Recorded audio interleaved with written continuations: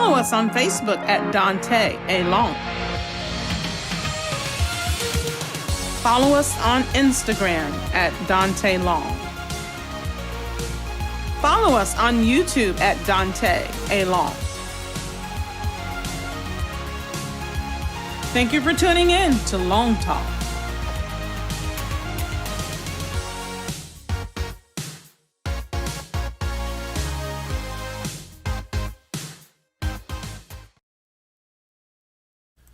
Well, good evening to everyone, and what a wonderful day it is, and what a wonderful day it has been thus far on this Tuesday evening.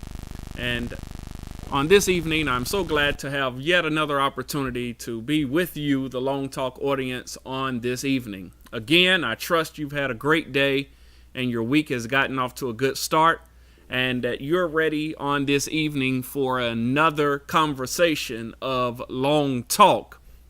And tonight in our conversation, we are remembering two legends and commemorating their life and their legacy on this evening. The Reverend John Lewis, Representative John Lewis, and the Reverend C.T. Vivian. These two giants in our community.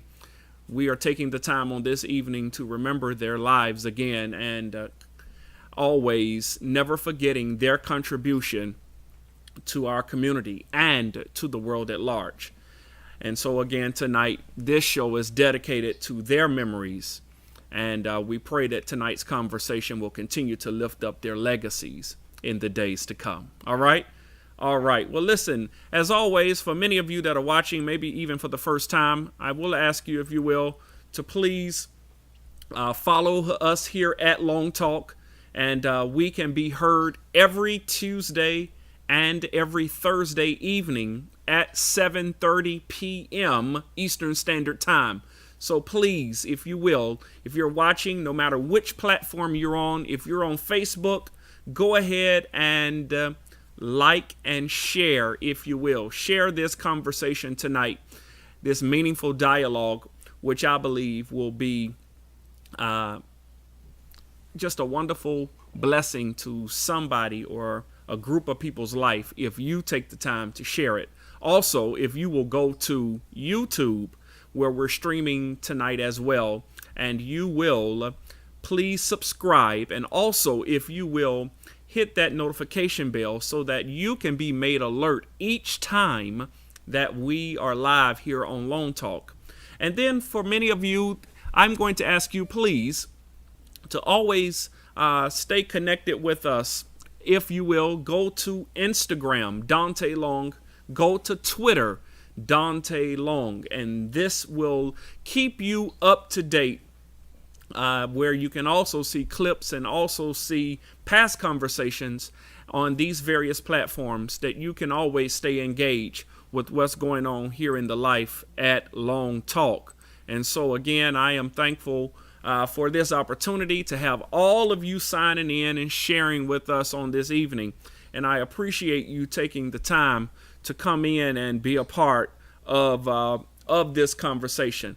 I am always privileged for the opportunity in which I'm in the community, and as I'm traveling abroad, when so many will stop me and say, Daunta Long, I am watching Long Talk.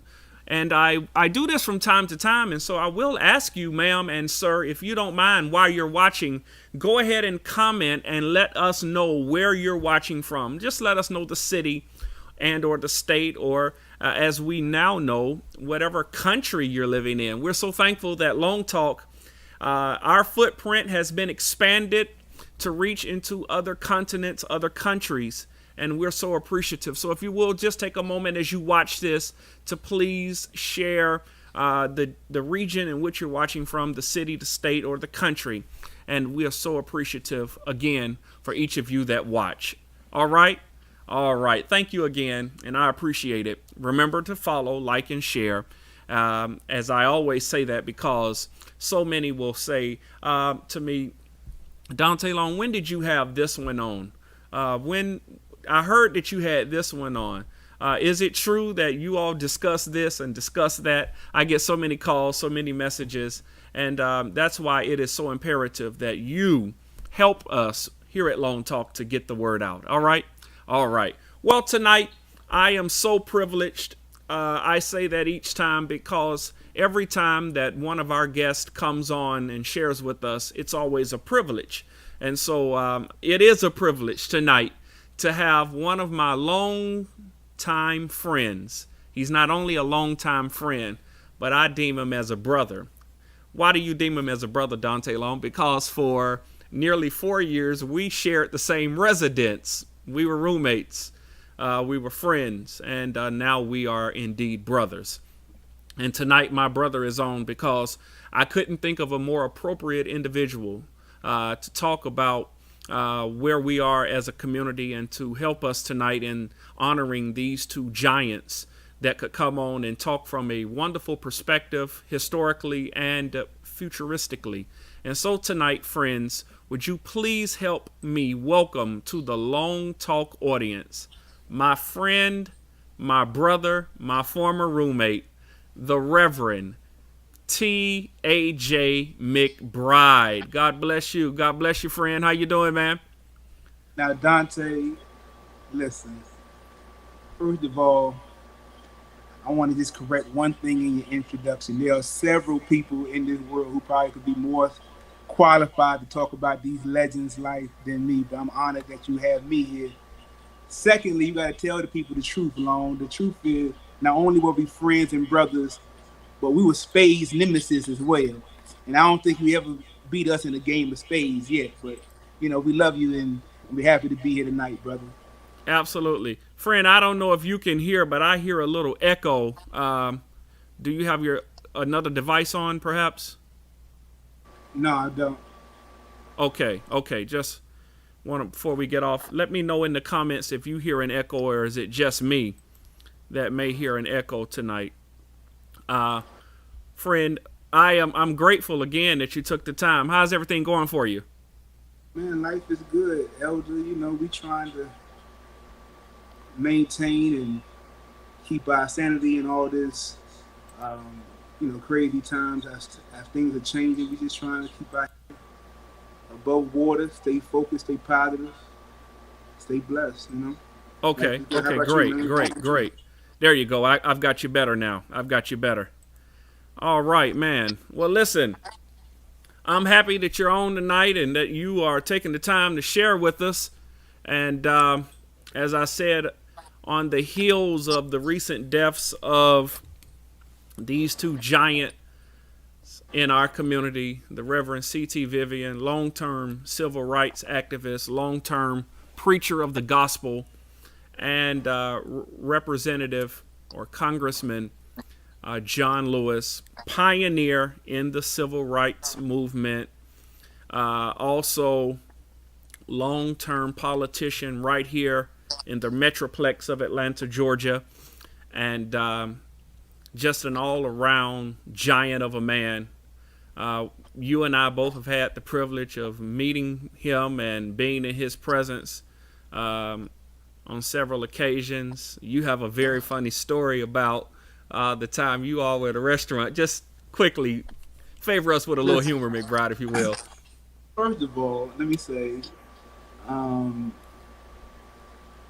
I've had the chance and the privilege to meet both gentlemen several times. Yeah. And I've met Representative Lewis several times. But the first time I met him, if I'm honest, I did not care for him because I was online at the beautiful restaurant in Atlanta, Georgia. Long, you laugh because you know how serious we were about beautiful restaurant, right? Yeah. So imagine we going to lunch. I'm at Beautiful. I'm in line. I'm there for that smothered chicken. I'm there ready to get my grub on. Mm-hmm. And John Lewis walks in and cuts me in line. Right? Comes in, cuts me in line. I look at my mother. I say, man, he just cut me in line. My mom said, hush, boy, that's John Lewis, right? I said, whoop, And so, he's in front of us, and he orders the smothered chicken. So I said, okay, cool. I get up behind him, and I get ready to order my smothered chicken, and the mother says to me, "Oh, we're all out. We just sold the last one." To So my first time meeting John Lewis, he cut me in line, and he took the last smothered chicken from Beautiful Restaurant. But uh, later on, of course, we would meet him in other settings, whether it was dedications at Morris Brown, whether it was church services.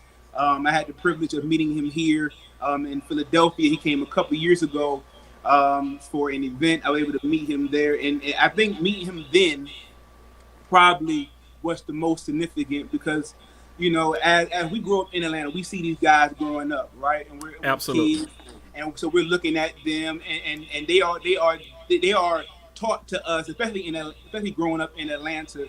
Like we're hearing these names, and when we say these names, we're saying it with respect and honor. So to have John Lewis here in Philadelphia, and me having some Georgia ties, us being able to connect outside of just life, we're able to connect on a real personal level about Georgia and about life. But the thing that's pretty dope is I pastored outside of Philadelphia in a city called Chester, Pennsylvania. And for those who don't know, I said, I introduced myself. And he said, "Who are you?" I said, "I'm Terrell McBride, pastor of Murphy AME Church, Chester, Pennsylvania."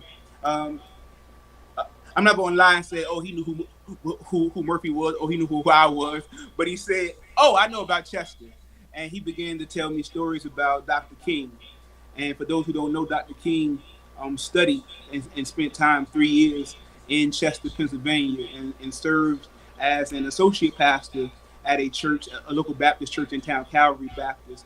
And so he was telling me about how Dr. King always talked about life in Chester and families in Chester, and how people took care of him in Chester. And that really began to spark some stuff inside of me. That's how Inspired Chester started coming about. That's how I started looking broadly at the city because of that conversation, and looking at what Dr. King did, how he was shaped and molded there, made me see even more value in the city that I'm serving in. So John Lewis was definitely a legend, a pioneer. And you and I, we've had many conversations in school about him and about the work that he was doing in and around the city. And so, a giant of a man. Absolutely, absolutely. As you said earlier, it was nothing for Representative Lewis to be somewhere in town. You bump into him at a restaurant or a small group setting of some sort. I remember the first time I met him, and he looked at my shoes and told me, "Hey, young fella, you got something on your shoes." I looked down, I didn't see nothing. All them scuff marks. I said, "Oh, okay, thank you, sir, thank you." No, you need to do something about that real quick. That's old. That's old Atlanta, right? That's old school, right? Your granddad tell you put that fresh shine on your shoes and the whole. Absolutely. Yeah. Absolutely. I mean, that just speaks to like the standard that he had, or just like, it's a wonderful thing. Sure. And so as we commemorate on his life and Reverend Vivian's life, we are saying that these were two giant men that really helped for the advancement of black people in this country and the civil rights movement, in making sure that politically and religiously black people had a voice, and that black people were conscious of not only the past but where the future was going. Later in life, I will have opportunities to listen as Congressman Lewis would give commencement speeches on 3 different occasions. I was privileged to hear him, and there was always an emphasis and a focus on how young men, particularly young black men and young black women, would pick up the fight. That's a phrase that I heard him use on more than one occasion. Sure. I did not know at that time. We all think we're going to live forever. That was over a decade ago. I would then hear it again a second time, and then ultimately a third time. And that phrase always has resonated with me, that we pick up the fight. And I think that's why I wanted to really talk about where do we go from here tonight, because first thing, McBride, there in Chester, Pennsylvania, is there still a fight, in your opinion? Oh, there's definitely a fight. It's definitely a fight. As long as you have, I mean, if you look at certain communities, right, and you look at the things that Representative Lewis stood for, the things that Reverend Vivian stood for, if you look at things that they were fighting for in terms of equal opportunity, affordable housing, job, economic advancement, all the things that these brothers exuded are still fights that we are very much in cities like Chester, cities like Philadelphia, cities like New York, and in particular boroughs like Brooklyn and the Bronx. Like you find these areas in Atlanta. I mean, you find places like this who are still struggling with finding the equality inside their communities. Chester is a predominantly black city, but it lacks the same opportunities as other counties have or other cities have. And so I think having that spirit, especially in these times that we're seeing how important it is to remind us that our lives matter, that our opinions matter, that our schools matter, right? That our parents matter, our churches matter. All of these things now, I think, are bringing us into focus, and it is even, I think, is narrowing our focus so that we can fully fight more effectively. And so there is certainly still a fight, as long as there are still persons impoverished, as long as there are still people working a full-time job that still don't have health care or can't afford child care, as long as there are still persons of other religions and orientations, as long as they're still being discriminated against, we still have we certainly still have a fight to go in Chester, but also in the broader of America, Black America, period. Yeah, Black America in most metropolitan cities across the country, whether you're on the West Coast, the East Coast, up north, or here in what they call the Dirty South. Most of our inner cities are still filled with impoverished African Americans with low quality of life living conditions. Yeah. You know what's funny about that question? Because you talked about, is there still a fight, right? And we're talking about Representative John Lewis and Reverend C.T. Vivian, right? Two distinguished men who we know in their latter years, but they started off as young men, right? Young men who felt compelled by an issue, by a situation, and decided to sacrifice their lives and themselves in order to get involved in the struggle, right? But not only did they do that, they consistently, as you talked about Representative John Lewis, I could also talk about Reverend C.T. Vivian, because if anybody knows about Atlanta Public Schools, especially when I was at Benjamin E. Mays High School, I remember frequently running into Reverend Vivian just at our school. He was just hanging out at our school, would spend time talking with young people, spent time encouraging us. In fact, I hate to admit this, Elder Long, but one time I was cutting Spanish class.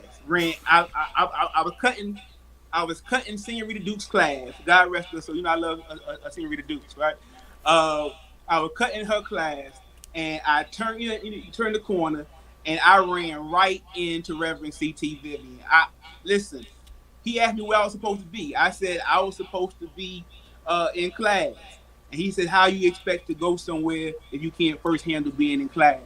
And so listen, I mean, he didn't know me, but he took time. Again, he stood at our school constantly and will always be there to pour back the young people and encouraging us to get involved, because he understood that all of us have a time where we're going to have to pass on, or where the baton will need to be passed on to us. And he always wanted us to be prepared and ready for that. So when these moments happen like today, it's not a shock about who's going to be next or so forth and so on, but rather it's more of an understanding that it's now our time. Wow, that's a very interesting point that you're raising. That while we mourn the loss of these two giants, I believe that it, like you said, in their latter years, they were preparing young men like Yeah. yourself and myself and many others to Sure. follow in their path and to exceed in the struggle or in the journey that's ahead. And I appreciate the fact that those were two men that did not just contain all of their experiences within themselves and make me pay $19.99 or $29.99 for a book or $100 for a seminar to come and listen. No shade to people that do that, but it's true. Some folks do that. But these were men that were on the halls of academia, in the cafeterias in which we ate at, in the churches where we were gathered for corporate worship, on the streets leading demonstrations, in the halls of city buildings. I did run into Reverend Vivian one time at Atlanta City Hall, as he at that time was doing his very best to help an initiative in West Atlanta that nobody was giving attention to. And as I was in the room getting some records, I saw him over there making copies and getting documents. I didn't want to interrupt him because I realized that when a man of his stature was doing research, this was not a time for me to get in and try to, grab whatever wisdom I could grab. But his dedication, Reverend Vivian, his dedication to working, even though he had been in the struggle for a long time, still working and still admonishing us to pick it up and run with it, right? I think one of the things you're pointing out there is how we saw these individuals, right? So Right. when so us we knew if we feel closer to them because even though we are from afar, we've always seen them, right? Yeah. Whether it's Christmas shopping at Rich's, at Greenbrier, like you're gonna run into people, and I think what happens is because they remain so humble, I think it kind of makes us feel as if we can do this too. It didn't seem as if it was far fetched, right? It didn't seem like we can't possibly do this, or we could absolutely do this because we see these individuals every day. And I think the key thing for us as leaders coming in or coming up, taking these roles, is that we have to follow that same leadership and allow people to see us, right? We can't lead people and then be afraid to touch them and be afraid to. I mean, outside of COVID now, I understand we need social distancing, but you get what I'm saying. But we Yeah. have to be able to be accessible in a way where people can really get to know us. And I think what we're seeing, we saw in those individuals, what people are looking for us is a sense of authenticity, right? They want to understand that what we are saying, who we are is really who we are. And I think when people get to know us like that, when they could see our lives and understand that, listen, we are all individuals who have individual struggles, who have individual things, but we are still endowed by God, and we're still able to do some amazing things. I think once we continue that pattern of leadership, being accessible, allowing our children to see us in action, taking time to lift up others as we climb, making sure that we are pouring into others as people poured into us. As long as we keep that generosity flowing, I think we can truly fulfill their mission, but also take it further. Because again, as each round goes higher and higher, we have new issues, we have new things, and we need the same enthusiasm, but we may need some different strategy, or we may need some different mindsets. And so that's when while the basis or the foundation is firm because of these Yeah. brothers, now it's time for us to continue to build on that foundation. So where do we go from here? I believe what you're saying is we just pick up with what they told us to do and what we know to do, right? So here it is. So what do we pick up? So Representative John Lewis, right, was the state representative, right? Active church member and all this other stuff, right? And here we are in a critical election this year, right? And so this is probably the most important election of our life. And we hear it every cycle, but we are clear that this is the most important election of our lifetime, right? And we are encouraging people to vote, to vote, to vote, to vote, to vote, and to push these brothers' legacy by voting, by exercising our right to vote. I want to push it a step further now. Okay. Not only do I want to see us come out and vote, but I want to start seeing us run for office, right? I want to see us looking at landscapes in our community and say, how can we become more involved in our neighborhoods, right? Instead of saying every 2 years or every 4 years, I'm not voting because I don't like these politicians or they don't never get anything done or so forth, so on, so on. Now is the time to do as John Lewis says, get into some good trouble, right? Run for office in your local counties, your local cities, and begin to affect the change that you want to see in your community. And that goes from not only elected officials but also in policing, right? Yeah. As we talk about Black Lives Matter and the loss of life at the hands of police officers, having more of us take ownership in policing our communities, right? So that there's not gaps in between persons who don't know us, who don't understand us, who are afraid of us simply because they don't understand our language, our culture, and our construct, right? Sure. So I want to take it a step further. Getting into good trouble for me means to not only vote, but to also organize, to also run for office, to support work, to stay active and vigilant, right? After persons are elected, to continue to hold their feet to the fire, right? Even if they are from our party, even if they're from our mindset, we still have a responsibility that all persons who are representing, who saying that they're representing us, that we keep them and hold them accountable, and that we continuously push the envelope to that until that all persons can recognize the freedom in which we claim this country offers. And so where we go from here is getting involved, right? Getting involved in our churches, right? As well, right? Getting involved in our civic organizations, right? I talked about how Reverend Vivian was always at Mays High School, right? I mean, those of us who have these professions, we have an opportunity to really communicate with people. We have a chance. For a living, we get to preach to people and be in relationship with people, right? We have our schedules are a little more flexible as others, right? We can take an hour or two a week or a month or so, stop by our local schools and just seeing our children, hanging out with our kids, right? Whether during this time, to take time to be a mentor, right? Be a big brother, be a big sister, right? There are so many ways that we can get involved, so that we can evolve to the mission in the fulfillment of the vision that these two giants left us behind. Oh man, I hear that call to action, and I pray, and it is my sincere desire that somebody is listening to what it is that you're saying, that most of us need to get out and do more. I think that's an honest assessment, and I use the inclusive language of us, because I need to do more. McBride, you need to do more. All of our friends need to do more, because we got to pick up the fight, right? Absolutely. We got to pick up the fight. Listen, we're going to go to a commercial break real quick. When we come back, we're going to talk about exactly what is the fight and how we can facilitate the areas of our specialties more efficiently. So we'll take a commercial break and we'll be right back.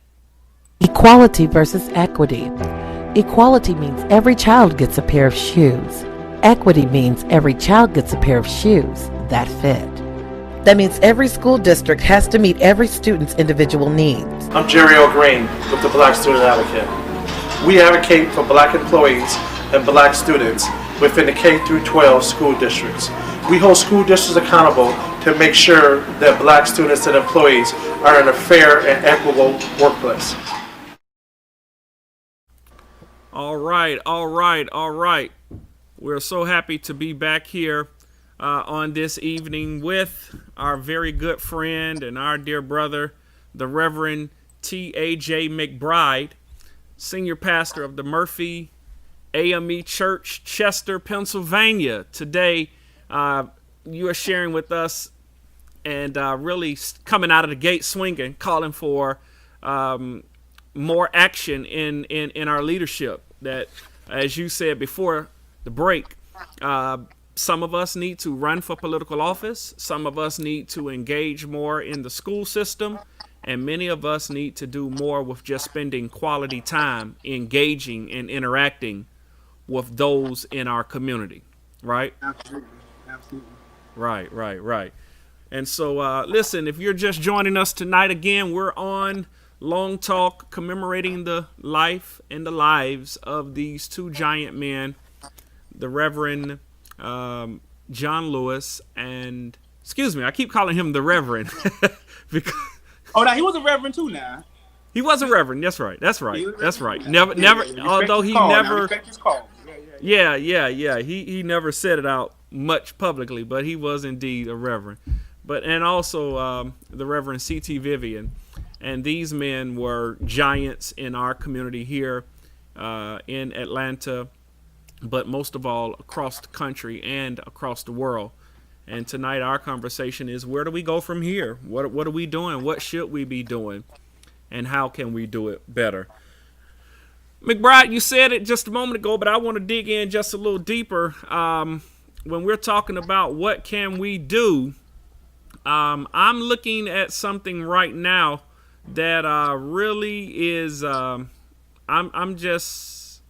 don't know what to say other than when we talk about our churches, you pastor, for those that don't know, I do actually pastor as well. As we pastor our local churches, what can we do? Our role in today's era from black leadership, black religious leadership, which we knew in the civil rights movement as the black church. And we're still going to say we are the black church and also the black religious leadership.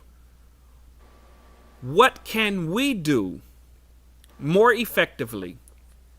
Again, as I wrote it here, what can we do more effectively and implement rather quickly? What can we implement rather quickly that can bridge the gap between Black Lives Matter and other social causes for our community? What can we do to engage and really lessen this gap that's currently between black church and black religious leadership and the social causes of our community?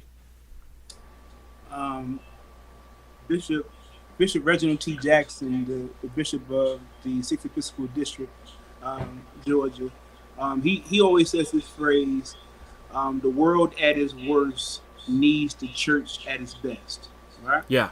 And so it kind of reminds us that we ought to always be putting our best foot forward and always be thinking about ways that we can help bridge the gap and answer the challenges and the calls that arise in our community. The black church is probably, the black church is unique, right? We come in various forms. We come in whether we AME or Kojic or Pentecostal, whatever we are, right? We come in a lot of different forms. But yeah, one thing we do is we are consistent, right? We gather every Sunday morning, right? Most at 11, right? 11, 10:30, we gather every Sunday morning. We're gonna have Bible meeting, a Bible study and prayer meeting, right? If you're Pentecostal, you're gonna have Friday night service, Tarian service and such, right? We have all the opportunity to engage with people, right? Using some of those times to not only engage people with the lifting up of Jesus, which is important, but lifting up of Jesus includes lifting up issues that Jesus was concerned about, right? And so when Jesus has told us that greater work shall we do, and as we have done to Lisa, so have we done to him. We have the opportunity while we have these gatherings to use them as platforms to educate our people, to organize our people, and then mobilize our people to be about the work. For example, if we are in cities that have gaps educationally, let's say the literacy gap is tremendous in our cities, right? One And it way, is, in fact, it is. It is, in fact. right. Think about this. Think about all of the educators who are members of churches, right? Think about Right. all of the spaces that we have at churches. Imagine if in our churches there were reading corners or libraries or that places that where children can have learning outside of school. What if what if our churches can provide areas where we can offer tutorials and offer programs that help bridge gaps between our children and other children, right? There are a number of things the church can do and programs that we can offer. We have the power because we have the number, we have the facility, and we have the infrastructure in most cases to facilitate organization. So the first thing we can do, Elder Long, is help to organize, right? Yeah. To keep our people informed on the issues at hand, right? People talk about social justice as if it's a separate gospel. A social justice gospel or is not a separate gospel from what it is we're supposed to be preaching, right? This is the Right. gospel.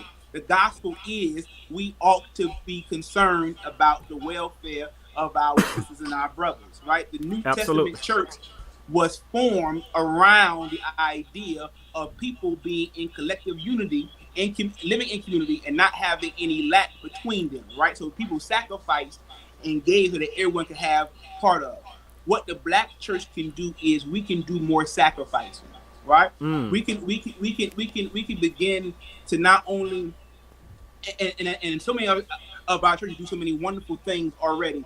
But while we are receiving offerings and receiving things, if we could also make sure that we are giving just as much as we are receiving. So making sure that we are. There's a church in Miami, Emmanuel Temple, I believe, AME in Miami, Pastor John White. He does this program called Love Out Loud, and basically expanding black church and missions and the work that he's doing. There's so many things that we can do as a church that can help bridge the gap, fund things in our neighborhoods, fund things in our community if we were organized together. So as we have building funds, as we have things and rallies, include some activity that include things that actually things that can be of much benefit to the community. So whether it's offering our space to have daycare, whether we're opening up schools, whether we are keeping our members informed, whether we are keeping the issue before our people, and for example, now we're talking about census, right? Making sure our people are organized to fill out their census, making sure the people are informed, making sure that we are pushing voting, making sure that we are encouraging people to get involved, right? Providing spaces and forum for conversation and dialogue to happen, demonstrating a transition of leadership by being inclusive of younger people and women and people who of all descent or what have you. We can, as the black church, we can start being more inclusive or being more engaged in the area in which we are, the areas in which we are housed. So how we get involved is being instrumental in our cities, finding the needs, right, of our city and finding ways that we can help meet those needs, right? If we have a black church on every corner, if we have churches on every corner, there should not be hungry people in our neighborhoods, right? If we have churches with educators and leaders, and so there shouldn't be children in our neighborhoods who can't read. The church ought to be invested and concerned about the area that is around them, and be willing to contribute more in those ways. So we organize, we mobilize, and we keep our people informed.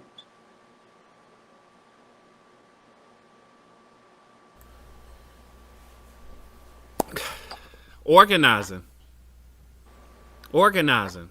using what we already have.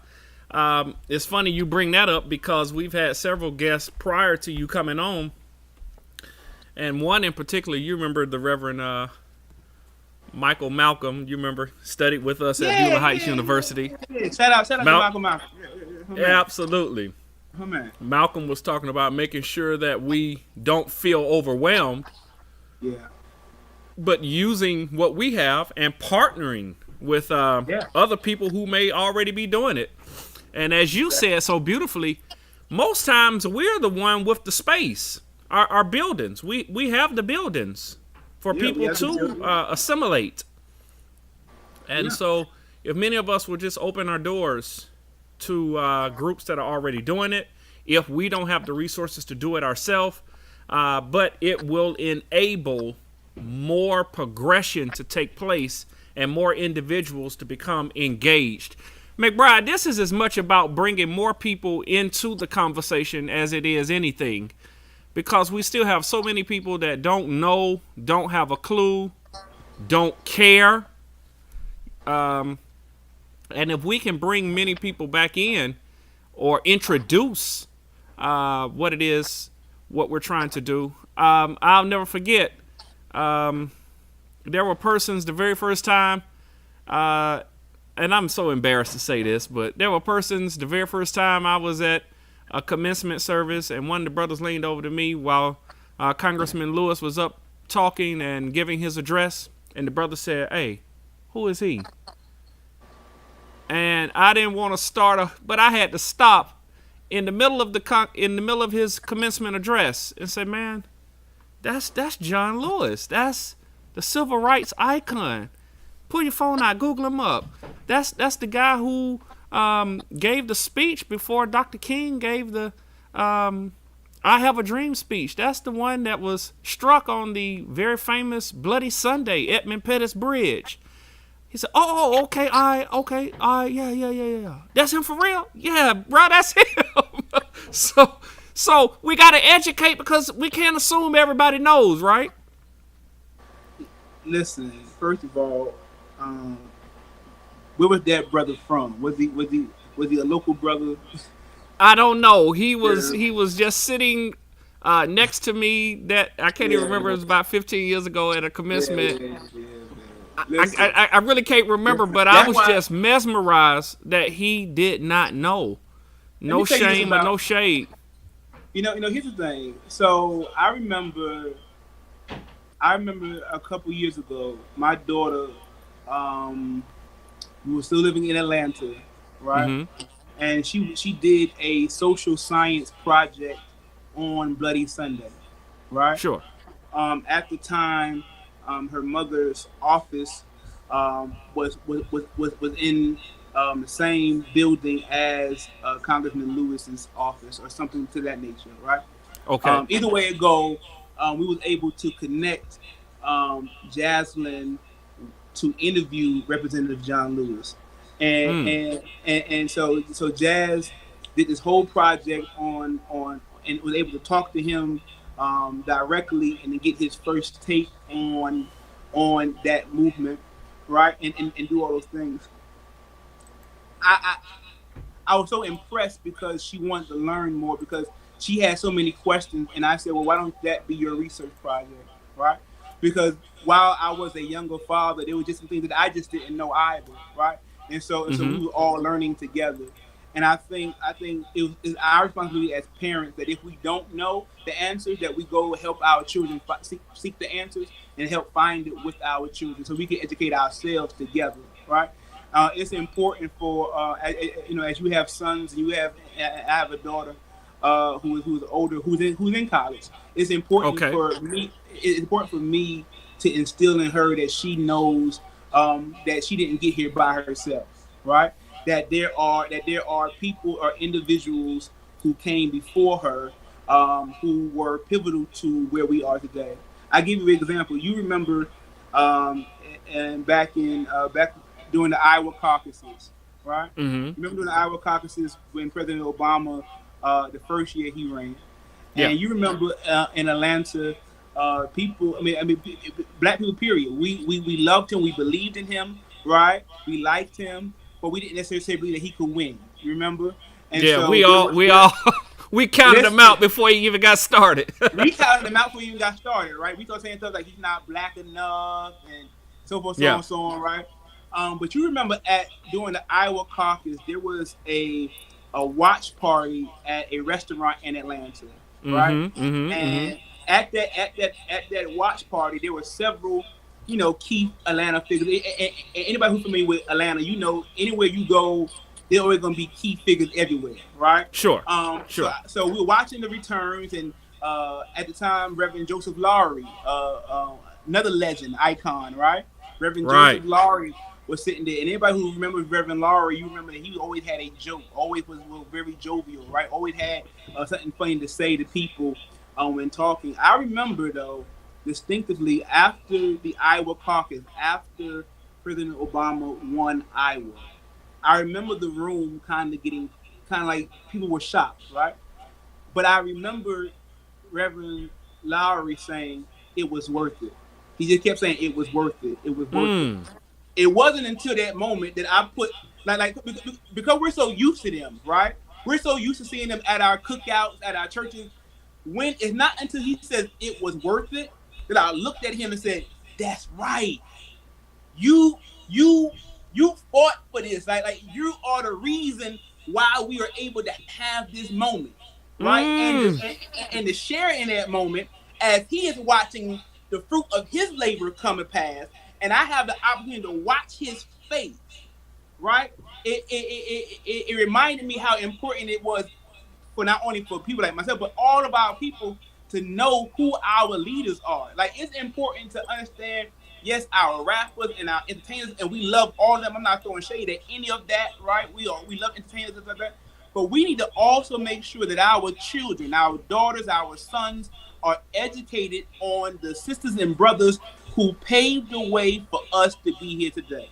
So educating our young people is of the highest importance. That's why it's also important when we're talking about education reform and how we go forward in education, making sure that our history is taught in school, right? Yeah. Now, we had the privilege of coming up in part of, I came later on to high school in Atlanta, but Black history for us, it was a thing, right? I mean, it was already embedded in our curriculum in APS schools, right? We knew our history. It was important for us to know who we were. But I want to see that kind of learning expanded so all of our people, not just Black children, but their white children and Asian, all kinds of, that everyone knows the contributions of these beautiful souls, how the fight for freedom, how it affected not only Black people, but also Latino brothers and sisters, how it affected our LGBTQ brothers and sisters. Like all of these fights, how they have spawned and began other movements that we now hold dear to us. So educating our children, letting them know who our legends are, and also, elder, celebrating our legends while we can, right? Making sure that our leaders know how grateful we are for their sacrifice. And I think the highlight of all of this is that these leaders who we lost, but they have been able to hear in person, well done. And I believe they are now hearing well done while they're rejoicing in heaven. I believe that to my core. Wow. Friend, we're going to take one more commercial because we got one more issue that we must talk about. So give us 1 minute to go to this commercial, and we'll be right back. When you are ready to send your child to college, it will undoubtedly be one of the happiest moments of your life. However, as a college education becomes more of a necessity and the key to a more suitable career, parents are often financially overwhelmed, leaving them with questions and concerns like, what resources are there? Is there financial aid available? What about scholarships? If any of this sounds like you, then it's time you've picked up Parents Send Your Child to College for Free, Successful Strategies That Earn Scholarships by Tamika Williamson. Through her book, this award-winning, best-selling author and proud member of the Forbes Coaches Council and John Maxwell team, you will learn successful strategies that earn scholarships Discover what steps to take to get the most funding possible and find resources that you can use to find all the scholarships available. Along with that, you can keep track of your progress with the College for Free Activity and Resource Guide. In this workbook lies a library of information and helpful resources that will help you and your child along the way. Go over to www.collegeforfree.info to pre-order your book today. Also available at Barnes & Noble and Amazon.com.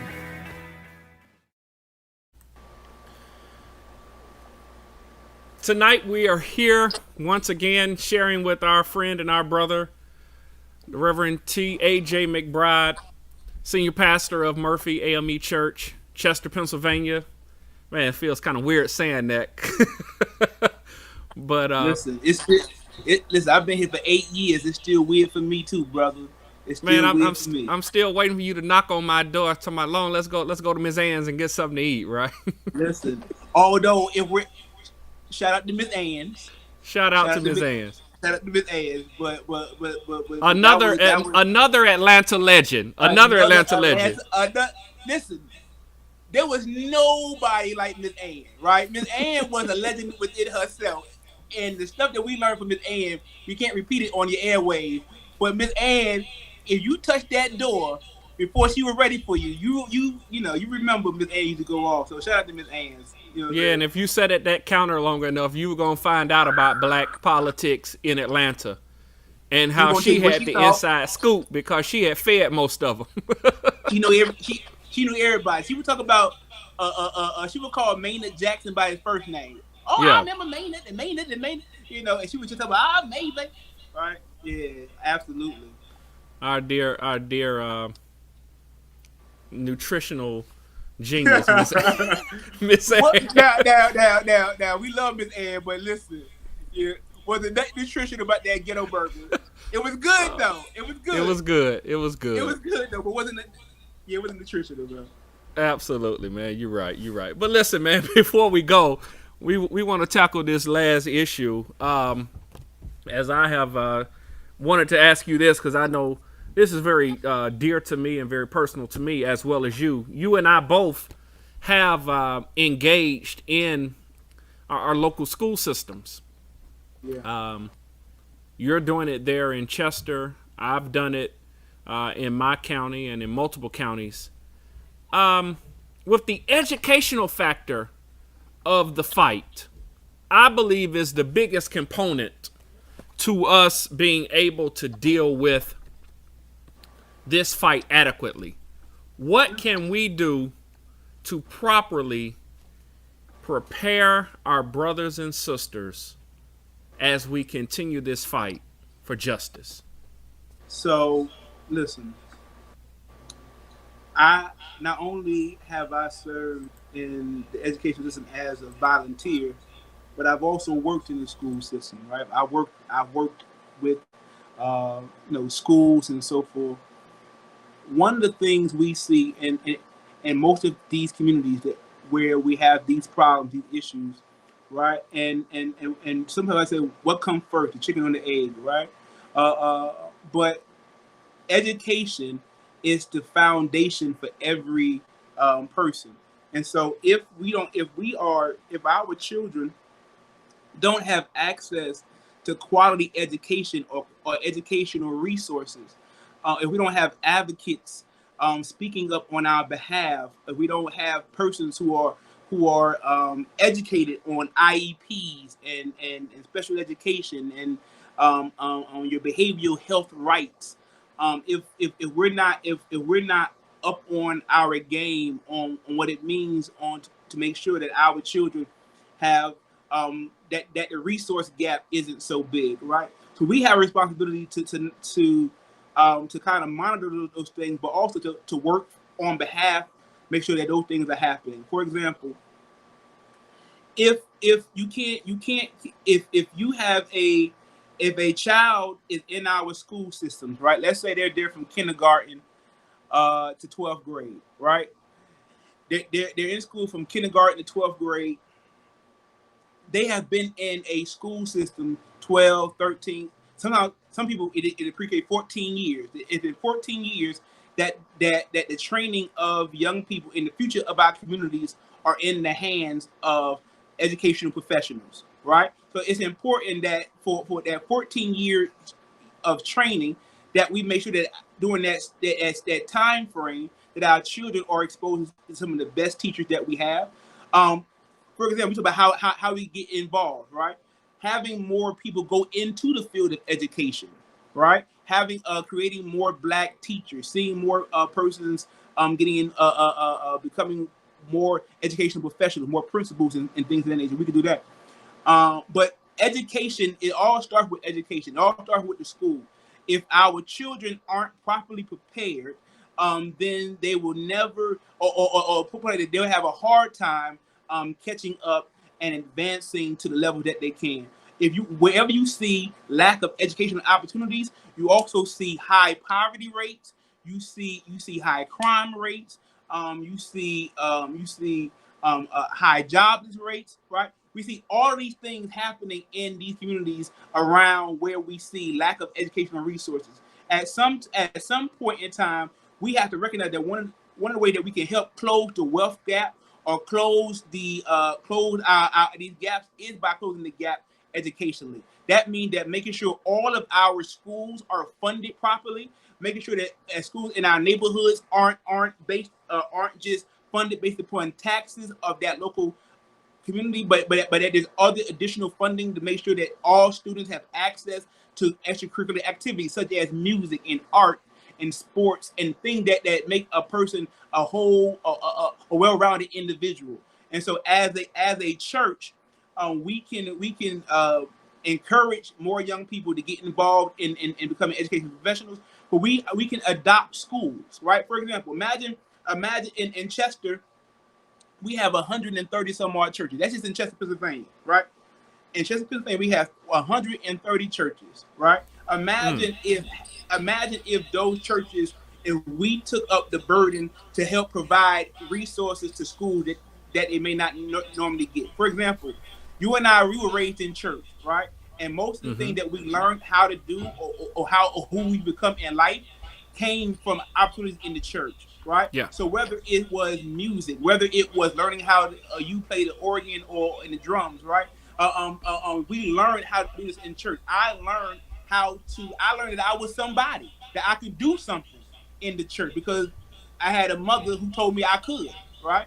So providing those opportunities in churches and helping to volunteer and bridge the gap between communities that may be more affluent than the ones in which we serve. So making sure that there is equity across the board, that a student from Chester has the same opportunity as a child in Beverly Hills, and a child in Beverly Hills had the same, and make sure that every child has equal opportunity to access to education and to things that will help them in advance. So again, these things are key. Making sure that we are holding our city officials, our state elected officials, for those who control local budgets, holding their feet accountable to make sure that certain programming stay funded in our neighborhoods because they are vital to the success in the future of our neighborhood, right? Yeah. Instead of us constantly talking about how many athletes we produce, which I love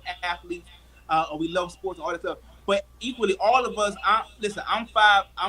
I've been lying for a long time saying I'm 5'9", I'm 5'10", right? I wasn't going to be an athlete long, right? So I had to do something else, right? So having opportunities in life, in church, and having people to volunteer helped me learn what I was good at, what I could do.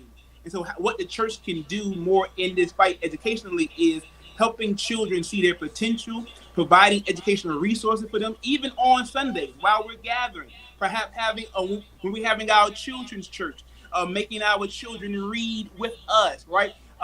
Giving them opportunities to develop, right? We have so many things that we can do, but one of the things that we must do is make sure that we're organized, making sure that we're holding our elected officials' feet to the fire.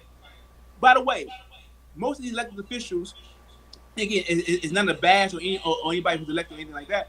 But most persons, if you want to get elected, Elder Long, you know that you have to come to the Black church, right? You No can't, doubt you about it. can't, you can't, you can't, you can't, you any candidate who does not stop by the black church, we're just going to assume that they're not serious about black issues, right? And so, True. or that they're Bible good. So you have to come out. But before we endorse persons, right? Before we give people our efforts, our money, our commitment, and our voices, we need to understand that we say to them, listen, we are expecting this, right? One of the reasons why President Trump is so terrible is he told us from the gate what he was going to do, right? He he telegraphed his punch perfectly. He told us everything he was going to do, and when he got in office, he proceeded to try to do everything he said he was going to do. Right? So his base are energized because they're liking what they're seeing, and they're saying, "Oh, we need more." This is why they're fighting to not wear masks or fighting whatever, right? But imagine if we had that same commitment or that same enthusiasm that we say, "Listen, Yeah. we expect you to do this thing. If you say this on the campaign trail, we expect you when you get in office to hold these things close to your chest and make sure that they come to pass, right? So these are things that we can do, use our voices, our influences, our structures, our people, our buildings, and make them resources and aids to our churches. Inviting our our school choirs to our churches, having scouting programs and other things, having music. We can do a number of things through the church level, through faith funding, through different things that can feed into our schools. If all of our churches would adopt a school, right? If churches would adopt schools, if one school had 10, and again, it's not about anyone getting the credit. It's not about me or you or anybody else, right? I want all 130 pastors in Chester to work together, right? I would love for 10 of us to adopt a school because it's enough of us to do that, right? If all of us take this school and say these are our children, right? These kids go to our churches, they sing in our choirs, they're our sons, our daughters. If we took responsibility for them and say, listen, we're gonna these 10 churches, we're gonna take on Andy Young school, or we're gonna take on this school, we're gonna take on that school, we're gonna take on all these different schools. Imagine how different our schools would look. Imagine the community involvement, how kids will see people who look like them, who identify with them, but also who are coming in as a faith community and really demonstrating what Jesus would have done, right? Would have been with the people, would have adopted the people, would have brought them in and find ways to use what they have, their resources that they already have, to be a blessing to the church, the schools around them, and to their communities at large. And I believe that's where the interest should lie. I know that we want to do so much more.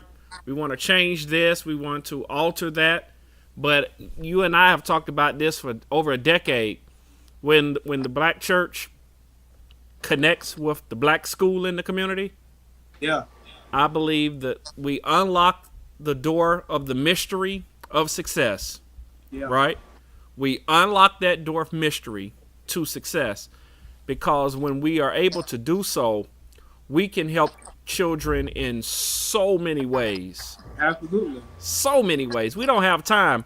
As you're doing a beautiful job of just scratching the surface, but I mean so much that we can do when our churches partner with our schools. And I'm happy that many have been doing this.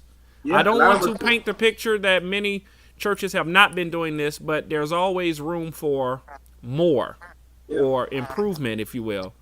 And I know that many school principals, I know many of them, they're always calling saying, Reverend Long, can you come by this day? Reverend Long, and not only just for the children, McBride, but I've been asked by many principals, come in, talk with the staff, help with the morale level. Listen, and that's, and you know what? I'm glad you brought that up too, right? Because our teachers, right, and our teachers, our educators, right, they are our children's biggest influences. Right? Because I mean, I'm here, right? We are here because we had something along the way. We had some incredible teachers, right? We Absolutely. had we had a teacher who looked at us, whether we was goofing off, whether we were playing around. They were like, "Hey, boy, get your stuff together," right? Or that teacher who knew how to navigate us, who knew how to speak to us, or teachers who may not have been nice to us on the surface, but they were nice to us because they really were preparing us for something greater, right? Right. And so wanting to be strict with us, letting us know that stuff is real. So us keeping our educators encouraged, right? Especially in these times, right? We're asking, look at this fight to get these schools back open, right? Yes, we're talking about the children coming in the school and so forth, so on. Everybody's talking about. I heard the governor one state talking about children. Well, they may get sick and then they'll just go home and then they'll get over it, right? But they go home to somebody. Children don't live by themselves, right? So, Absolutely. so, so if a child lives with their grandparents, right? If a child lives with their parent that has an underlying condition, right? They can then be a weapon or a threat coming home to their family after being exposed to this, right? But think about the teachers, right? Who who have to be in place to educate our kids, but have kids of their own, have families of their own, who now all these factors are now in place because of a teacher's commitment to their job. We know so many educators who are grossly underpaid, right? Who go into their own pockets to buy markers and to buy wipes and Clorox wipes and bleach wipes and sanitizers, right? Spend their own resources to help pour into children, right? Our teachers now are proven it. I mean, it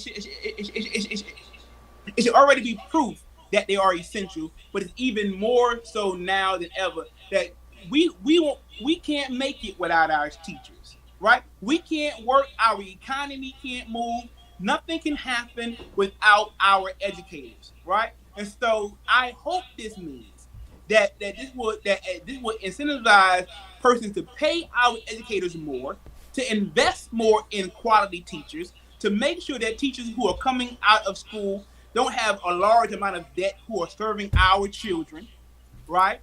They're going make sure that we are encouraging again more people who look like us to take Yeah. up the call to be teachers, to take up the call to be educators, to take up the call to be principals and so forth, so on, right? That we are encouraging them along the way. So shout out to every educator who really are constantly asked to adjust, to make adjustments, who are constantly asked to do stuff on the fly, but they do it not because of their salary, not Yeah. because of their pension. They do it because they genuinely care about our children, and these children are ours. They're our babies. They deal with our children. We know our child don't know how to sit down. We know our child likes to sing or likes to cut up, and yet and still they still deal with our. Imagine most people realize during COVID how valuable it was when we had to deal with our own children, Yeah. right? Yeah. Talk about it, Once you man. have to deal with your own children, then you realize, you know what? Let me call Mr. McBride to come get this child for me. Let me call Miss Johnson to come get this child for me. But because now you realize when your teacher say calls you and say so and so won't stop talking, so and so won't sit down, so and so keep walking out, so and so can't focus, and now you at home with him saying sit down, be quiet, pay attention, right? Now you see why Miss Johnson, who has your child but has 20 other children like your child, you wonder why she's stressed out sometimes. Take care of our teachers. Shout out to our teachers. Show them love. And then too, as preachers, as churches, making sure that we are help bridging those gaps, right? So when we Yeah. have our back to school supply drive, that we don't just give out to our children, but we think about teachers in classrooms, that we adopt classrooms and make sure that each classroom is stacked and stocked with what they need. Make sure that every teacher is has what they need. And whether and sometimes that need is a cup of coffee. That need is lunch, right? That need because Yeah. sometimes teachers Oh, and you very well know, I taught school for a little bit, right? Oh, we're working through our preps most times, right? We don't have a chance to even eat a quality meal. So all day long, we're ripping, we're running, we're malnourished, and we got to deal with all these different personalities. So whether it's make sure that every now and then do something nice for your teachers, take care of your teachers, show them how much you love them, tell them thank you, and because I'm certainly grateful for every teacher who dealt with my kids, so I did not have to. Thank you so much for every teacher who filled in the gap and was there in ways that possibly I could not be. And so I'm grateful for every educator, every principal, every leader who takes up that call. Absolutely, absolutely. McBride, you have certainly addressed one of the hot topics of where we are. Asking churches once again, religious leaders, please help with teacher support. So you say, well, preacher, we're a small church. I hear this all the time from a lot of buddies. We don't have the resources to adopt a whole school, McBride. Come on. Ain't but 20 of us at the church. Can't 600 at the school. Well, maybe you can't do that, but maybe you can adopt a classroom. We could all listen. We could all do something. Do right? something. We can all do something, and that's not just a knock on churches, right? That's Yeah. That's on all of us, right? Because truthfully, the church is not just what we do corporately, but also what we do individually, right? Yeah. Because all of us as individuals are representatives of the church. So whether it's us who are members of Mercy or members of Seed Planners, as members of the body, as members of the church, listening to some of these calls and seeing how can you volunteer, how can you help along the way, demonstrating your faith and showing God's grace, showing your faith commitment in that way as well. So not just so right, you may be a small church, but all of us can do something. Whether it's donating, I guarantee you, if you drop off a couple packs of markers every now and then, I guarantee you that will make a world of a difference. If you drop off Clorox bleach wipes or paper towels or Kleenex tissue, I guarantee you that stuff will go a long way. If you pick, there's certain things that we can do, and finding what it is that we can do to be McBride, there are some small business owners out there right now that could provide the necessary technology during COVID-19 because we realize our kids are going virtually. Some still don't have adequate technology, laptops, Chromebooks, all of these devices that most of our school systems are moving towards. I'm challenging a small business owner right now that's doing pretty good, got 2 locations, got three employees. I believe you can do something as it relates to the technology. Provide a Chromebook, provide a network IT person that can help an on call with a family that doesn't understand broadband or high-speed internet or what to say when they don't have the monies to pay for these things, how to set up a router, all of these things that a lot of our parents are struggling through right now. There are small business owners right now, pastors. We've done so much with our technology with streaming. There are so many other people that watch us don't understand how to upload a video for their son or their daughter to Google Classroom, don't understand Google Meets and all of the platforms. And so we really need to do something. And I'm going to take a very active role in helping right here in the area in which I live to make sure that I get a few more. And I'm going to challenge somebody who's watching me tonight. Maybe it is a religious leader. Maybe it's a small business owner. Or maybe it's just somebody that knows what to do. Please call up to, let me say this, McBride, I know we got to run. Call up to the local school. Talk with the administration. I'm not going to tell you what to do and not tell you how to do it. Call up to your local school. Talk with a member of the administration. May not be the principal, may not be the assistant principal, may be the counselor, may be a parent liaison coordinator. And find out how you can play an intricate part in assisting, whether you're going to provide some technology or some telesupport. If you can do that tomorrow, if you can do that over the next few days, as many of them are preparing right now to start the virtual experience across the country, wherever you're watching, this applies in whatever area you're in. As McBride just said, you can actively engage. Maybe you can't do it for the whole school. Maybe you can do it just for 2 people in one classroom, one over in this classroom, one over there, or maybe it's an entire classroom. But do something right now in this very stressful time, because there are children, there are families that really need it. Or if we don't do it, McBride, you said this earlier, that gap is going to continue to widen, and there's going to be a disadvantage between those that know and don't know. Yeah, yeah.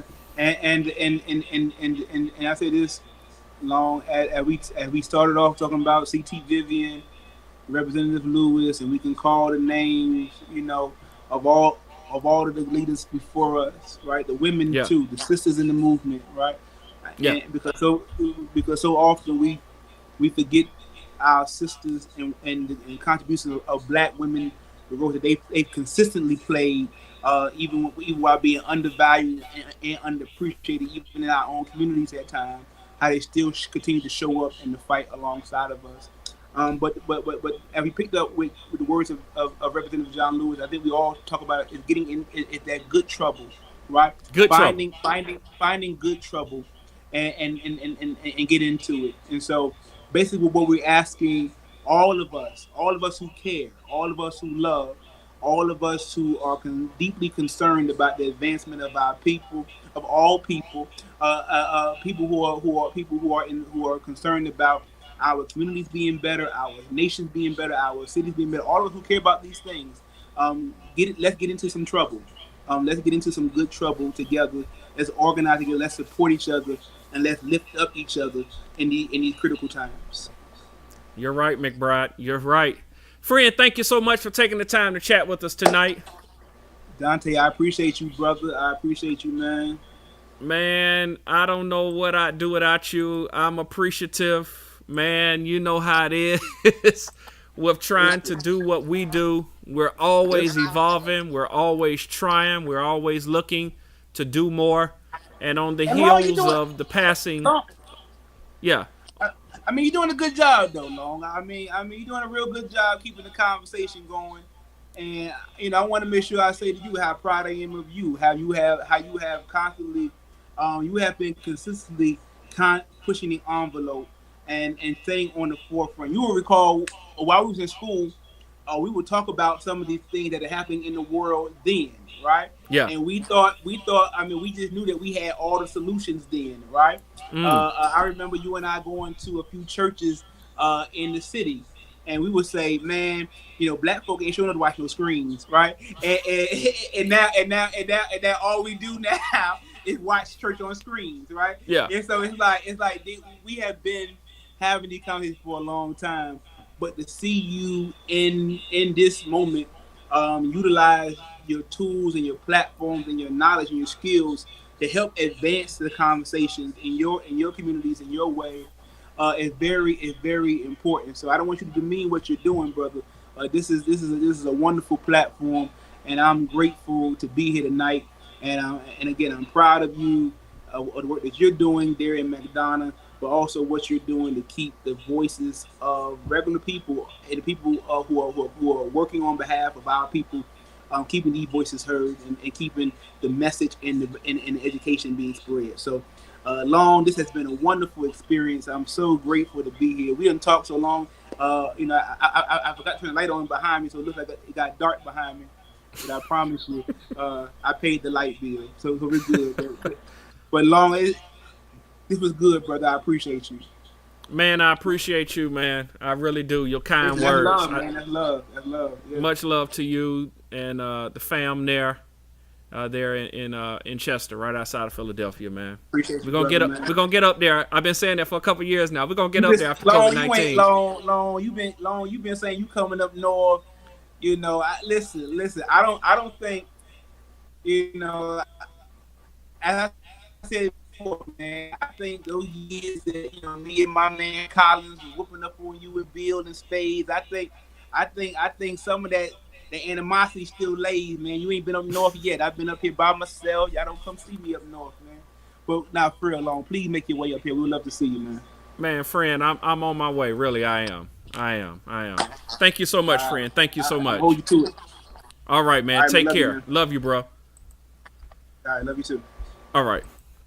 Friends, tonight, what a great conversation this has been. Just two brothers having a long talk tonight, making sure that we stay true to the cause, making sure that we honor the legacy of the two giants, Congressman and Representative John Lewis, and also the Reverend C.T. Vivian. We honor and commemorate their service, their legacy, and all that they did for us. And tonight, on a somber note, we will dedicate this conversation to their wonderful memory. So please, before we go off the air, take a moment to remember their lives and their legacy. We love everybody, and we'll talk to you next time. God bless.